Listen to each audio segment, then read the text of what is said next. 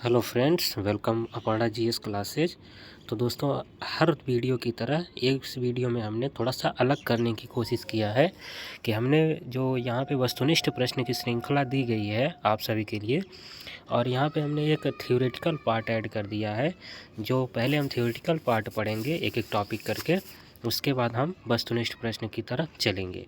तो दोस्तों, आशा करते हैं इससे आपका ज़्यादा बेनिफिट होगा कि साथ में आपका क्वेश्चन भी चलता रहेगा और थ्योरेटिकल पार्ट का पूरा पार्ट भी होता रहेगा। तो आज हम नया टॉपिक लेकर आए हैं, प्रोजेक्ट एलिफेंट। प्रोजेक्ट एलिफेंट से जुड़ी हुई सभी बातें इसमें नोट कर दिए हैं, तो आप ध्यान से ज़रा इसे देखिएगा। तो चलते हैं दोस्तों। प्रोजेक्ट एलिफेंट वर्ष 1991-92 में हाथियों के संरक्षण हेतु केंद्र प्रायोजित योजना के रूप में प्रोजेक्ट एलिफेंट की शुरुआत की थी। प्रोजेक्ट एलिफेंट की शुरुआत कब की गई थी? वर्ष 1991-92 में। भारत के नेक्स्ट देखते हैं, भारत के 16 राज्यों में, ध्यान देंगे, भारत के 16 राज्यों में इनकी संख्या 30,000 से अधिक है तथा उनकी सर्वाधिक संख्या केरल, कर्नाटक और असम में है। इस परियोजना का शुभारंभ झारखंड के सिंहभूम जिले से हुआ था। इस परियोजना का शुभारंभ झारखंड के सिंहभूम जिले से हुआ था। और इसके देखते हैं क्या क्या मुख्य उद्देश्य है। तो यह अपने साथ में 3 मुख्य उद्देश्य लेकर आया था। कौन कौन देखेंगे? जंगली हाथियों, उनके आवासों और गलियारों का संरक्षण करना। और दूसरा उद्देश्य जो है इनका, ये तो पहला उद्देश्य हो गया। दूसरा उद्देश्य है मनुष्य पशु टकराव के मुद्दे का समाधान करना। और तीसरा उद्देश्य है पालतू हाथियों के कल्याण हेतु काम करना। तो ये इसके मुख्य 3 उद्देश्य हैं।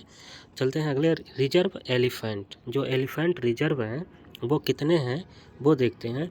तो प्रोजेक्ट एलिफेंट के अंतर्गत अब तक 32 एलिफेंट रिजर्व घोषित किए जा चुके हैं और सर्वाधिक एलिफेंट रिजर्व असम में है। सर्वाधिक एलिफेंट रिजर्व असम में पाई जाती हैं। तो नेक्स्ट प्रश्न पर चलते हैं, नेक्स्ट टॉपिक पर, हाथी गलियारा। तो हाथी गलियारा क्या होता है? ऐसा सकरा क्षेत्र जो हाथियों के बृहद पर्यावास को जोड़ता है, हाथी गलियारा कहलाता है। सकरा क्षेत्र क्या होता है? सकरा क्षेत्र देखेंगे तो जो आपका सकरा क्षेत्र होता है वो पतला क्षेत्र जो होता है वो हाथियों के बृहद पर्यावास को जोड़ता है। बृहद जिसका बड़ा सा पर्यावास है, रहने का जो पर्यावरणीय स्थान है उसको एक पतले क्षेत्र से जोड़ता है, उसी को हाथी गलियारा कहते हैं। अब तक भारत में 88 एलिफेंट कॉरिडोर चिन्हित किए गए हैं।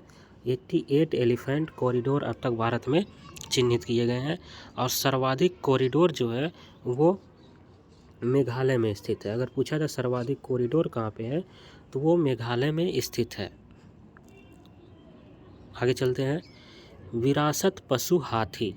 वर्ष 2010 में प्रोजेक्ट एलिफेंट पर टास्क फोर्स की अनुशंसाओं के आधार पर हाथियों को राष्ट्रीय विरासत पशु घोषित कर दिया गया। तो पूछा जाए कब घोषित किया गया था तो वर्ष 2010 में। वर्ष 2010 में विरासत पशु घोषित कर दिया गया था। हाथी मेरे साथी, ये अभियान देखते हैं। हाथी मेरे साथी अभियान की औपचारिक शुरुआत मई 2011 में की गई थी। मई 2011 में की गई थी और यह पर्यावरण, वन एवं जलवायु परिवर्तन मंत्रालय तथा wild life trust of India द्वारा संयुक्त रूप से प्रारंभ किया गया था। इसमें 2 संस्था जुड़ी हुई हैं, एक वन पर्यावरण एवं वन जलवायु परिवर्तन मंत्रालय तथा दूसरा है wild life trust of India. इन 2 के द्वारा संयुक्त रूप से प्रारंभ किया गया था। और पूछा जाए इसका शुभंकर क्या है तो इसका शुभंकर है गज्जू। हाथी मेरे साथी अभियान का शुभंकर गज्जू को चुना गया है। और यह इस अभियान को अभियान एलिफेंट 8 भी बोला जाता है, जिसे E8 के नाम से भी जाना जाता है। इंडिया और अफ्रीका के जो E8 क्या है तो इंडिया और अफ्रीका के उन 8 देशों का समूह है जहां हाथियों की अधिक संख्या पाई जाती है। और E8 के अंतर्गत आने वाले जो 8 देश हैं जैसे Botswana, Congo, Bharat, Indonesia, Kenya, Sri Lanka, Thailand और तंजानिया। ये 8 ऐसे देश हैं जो एलिफेंट प्रोजेक्ट में शामिल हैं। आगे चलते हैं। हाथियों के संरक्षण एवं कल्याण के लिए विश्वव्यापी संदेश पहुंचाने हेतु वर्ष 2013 में नई दिल्ली में एलिफेंट 50:50 फोरम बनाया गया। ये ध्यान देंगे कि 50:50 का एलिफेंट फोरम कहाँ बनाया गया था, तो वर्ष 2013 में ये नई दिल्ली में बनाया गया था। और देखेंगे साइट्स क्या है।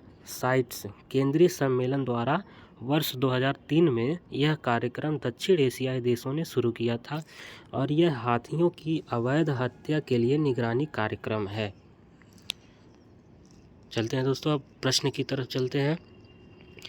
रियो डे जेनेरियो में संपन्न अंतर्राष्ट्रीय सम्मेलन था, तो इसका देखेंगे संयुक्त राष्ट्र पर्यावरण एवं विकास सम्मेलन, पर्यावरण प्रदूषण सम्मेलन, या तीसरा है अंतर्राष्ट्रीय नई अर्थव्यवस्था सम्मेलन, या चौथा इनमें से कोई नहीं। तो इसका जो राइट आंसर हो जाएगा पहले का, रियो डी जेनेरियो में संपन्न अंतर्राष्ट्रीय सम्मेलन संयुक्त राष्ट्र पर्यावरण एवं विकास सम्मेलन था।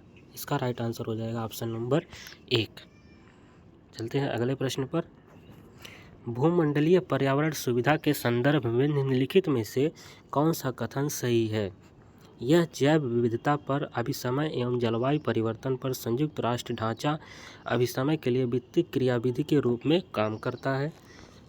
यह भूमंडलीय स्तर पर पर्यावरण के मुद्दे पर वैज्ञानिक अनुसंधान करता है, या यह OECD के अधीन एक अभिकरण है जो अल्प विकसित देशों को उनके पर्यावरण की सुरक्षा के विशिष्ट उद्देश्यों से प्रौद्योगिकी और निधियों का अंतरण सरल बनाता है। चौथा है 1 और 2 दोनों। तो इसका देखेंगे राइट आंसर क्या होगा।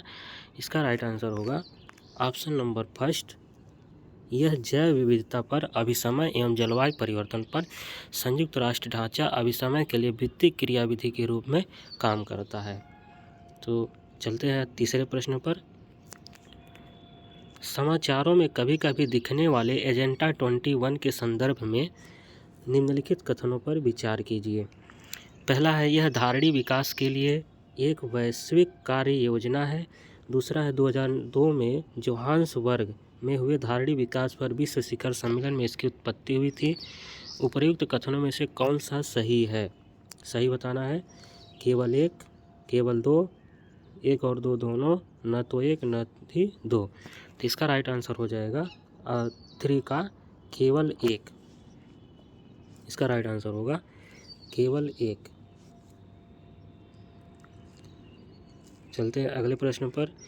रियो +20 सम्मेलन क्या है? रियो +20 सम्मेलन क्या है?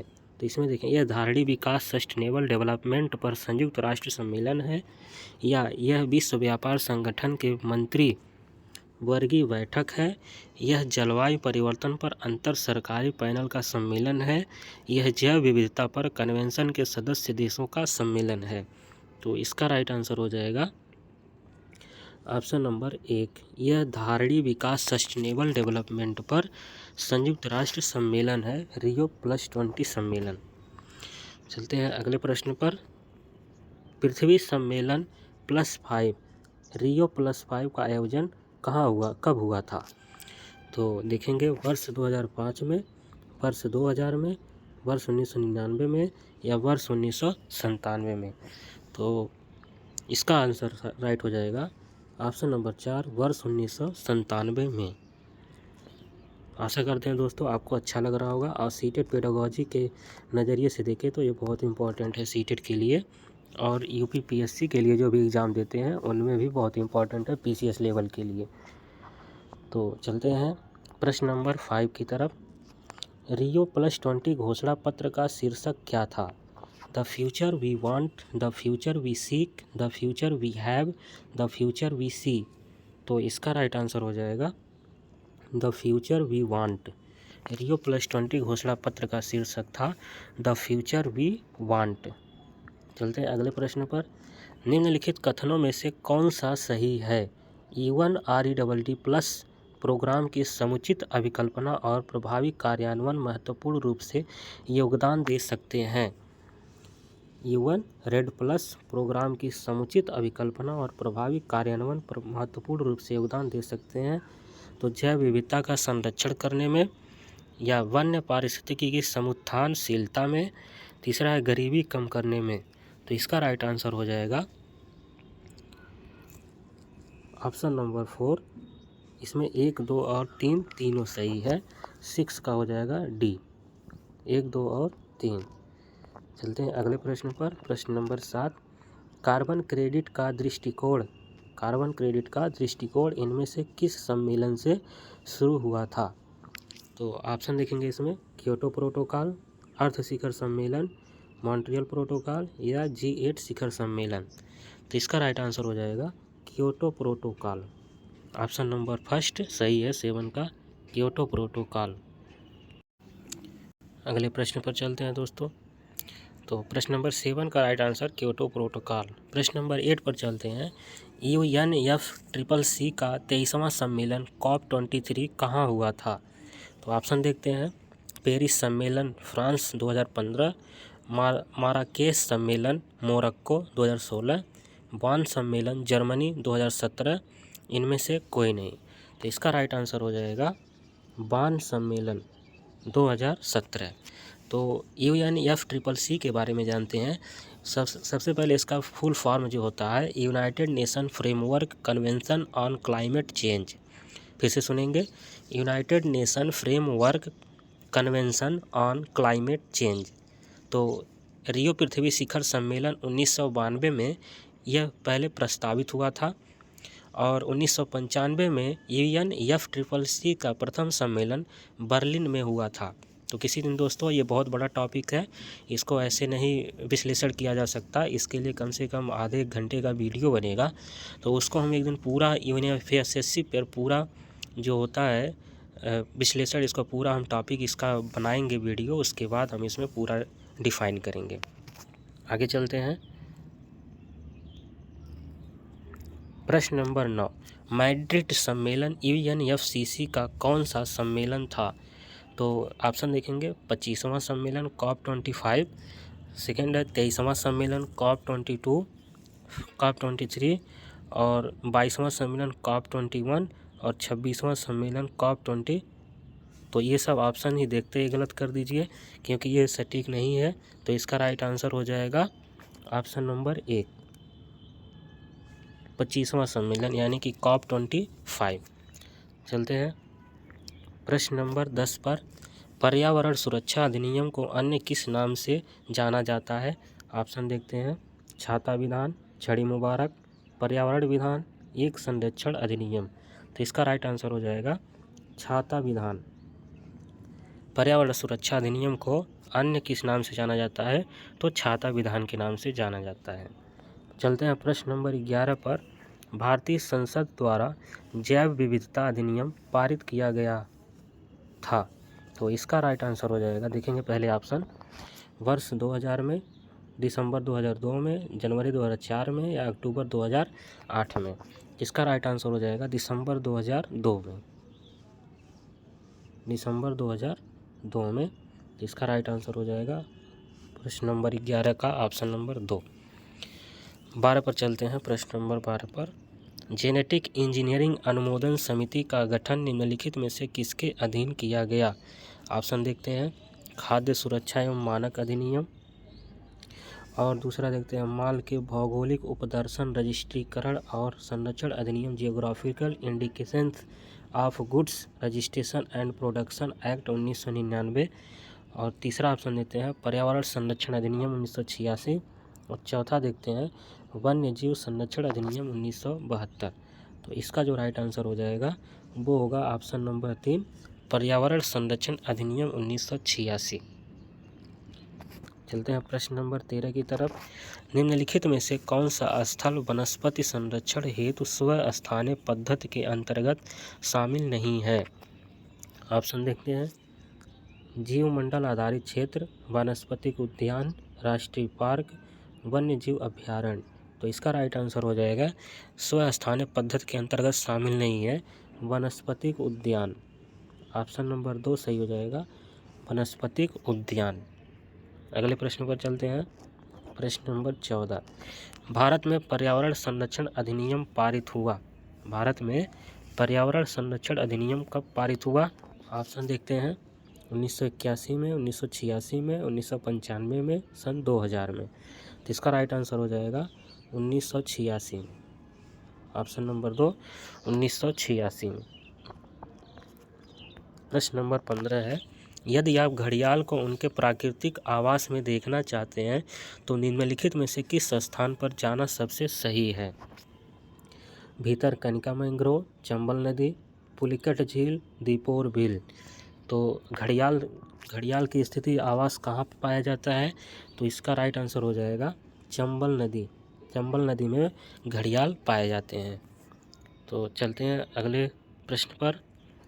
प्रश्न नंबर 16, कौन सी दवा गिद्धों की समष्टि में ह्रास के लिए उत्तरदायी है? ऑप्शन देखते हैं, aspirin, chloroquine, diclofenac sodium, penicillin. तो इसका राइट आंसर हो जाएगा option number 3, diclofenac sodium. Diclofenac sodium. आगे चलते हैं, विश्व का सबसे बड़ा वानस्पतिक उद्यान स्थित है। विश्व का सबसे बड़ा वानस्पतिक उद्यान स्थित है। ऑप्शन देखते हैं, क्यू इंग्लैंड में, पेरिस फ्रांस में, हावड़ा भारत में, या टोक्यो जापान में। तो इसका राइट आंसर हो जाएगा क्यू इंग्लैंड में। क्यू जो है वो इंग्लैंड में है, सबसे बड़ा वानस्पतिक उद्यान है। भारत में स्थापित पहला राष्ट्रीय उद्यान है। तो ऑप्शन देखते हैं, जिम कॉर्बेट राष्ट्रीय उद्यान, कान्हा राष्ट्रीय उद्यान, काजीरंगा राष्ट्रीय उद्यान, गिर राष्ट्रीय उद्यान। तो इसका राइट आंसर हो जाएगा ऑप्शन नंबर 1, जिम कॉर्बेट राष्ट्रीय उद्यान। इसे ही भारत का पहला राष्ट्रीय उद्यान कहा जाता है। प्रश्न नंबर 19, दाची ग्राम राष्ट्रीय उद्यान निम्नलिखित में से किससे संबंधित है? ऑप्शन देखते हैं, दाची ग्राम जो जम्मू कश्मीर में है, ये कस्तूरी मृग से, गोल्डन ओरियल से, एलोथ्रोट मार्टिन से, हंगुल या कश्मीर स्टैग से। तो इसका राइट आंसर हो जाएगा, दाची ग्राम जो संबंधित है वो राइट आंसर हो जाएगा हंगुल या चौथा, हंगुल या कश्मीर स्टैग से। तो प्रश्न नंबर 19 का सही आंसर हो जाएगा ऑप्शन नंबर 4, हंगुल या कश्मीर स्टैग से।